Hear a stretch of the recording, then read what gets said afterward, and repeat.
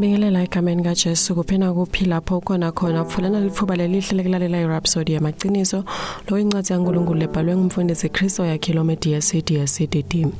Lamuhla ngomsombuluko wathi nge-27 enyangeni yaBhimbifane eminyakeni wa 2025. Lamuhla umfundisi usifundisa ngesihloko lesithi kuthandaza njengaye. Amen.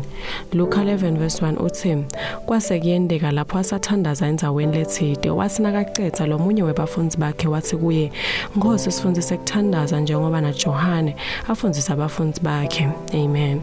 Inkosi Jesu behlwe kakhulu kubaholi benkolo besikhathi sayo kanye nakuloko bamvule bebavudane nayo bebakwenda konke ngaye bekwendlula konke futhi kumangalisa kufaka ekhathi impilo yakhe emthandazo nelimi lakhe lemthandazo.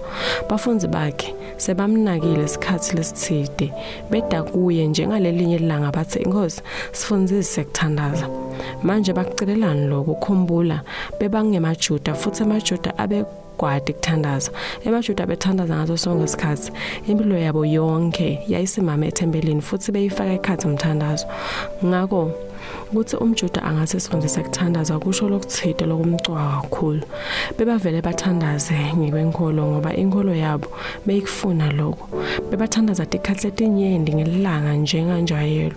Kodwa banaka lokuthide lokwehlukile ngaJesu babona ukuthi imithandazo yakhe beyiphumelela, babona imiphumela emavi akhe abenemandla. Kukhona lobekwendeka ngesikhathi Jesu akhuluma. Amen.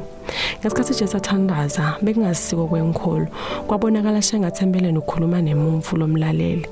Abazange sebabone baholi benkolo bathandaza ngaleyo ndlela. Futhi lokumangalisa kakhulu ukuthi bekubonakala sengathi loyo Jesu abekhuluma naye bekamphemvula njengoba impilo yakhe beyikhombisa impemvulo taleyo mithandazo. Ngiko lokho lobekumangalisa abafundi base bathi mfundisi sifundise ukuthandaza. Jesu wabafundisa ukuthandaza nabo bese bafundisa ukuthandaza njengaye. Amen. Njengoba usafunza emavangeli incwadi yemisebenzi yabapostoli kanye netincwadi uthola ukuthi vele bakufunza ukuthandaza njengaJesu. Ngemibhalo yabo basifundisa ukuthi sithandaze kanjani njengoba Jesu abafundisa futhi nyalo nathi sithandaza njengaJesu futhi sinemiphumela njengaJesu. Nase uwade umthandazo kanje utawuthanza ukuthandaza, utawubona athembeleni ungakhona kwenda inguquko futhi wende timvo tendenge ngemthandazo. Umthandazo balithulusi lenemandla lekuletha inzamvu yaNkulunkulu yendeke empilweni yakho etimpilweni dalabanye nasetiventi emhlaba. Amen. Kuqhubeka nesifundvo sethu ungafunza Marko 11:24, Johane 14:13-14 na 1 John 5:14-15. Amen. Asijokana ngomthandazo dawusho emva kwami uthi imithandazo yami inemandla futhi iyasebenza. Icelwe ligunya lekusungula inguquko empilweni yami, emndenini wami nasemhlabeni wami.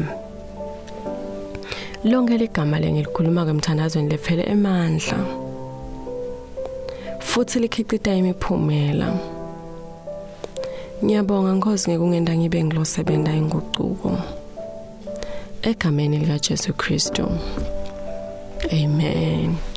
Amen. Ngiyathemba ukuthi uyijabulele iRhapsody yalomuhla. Amen.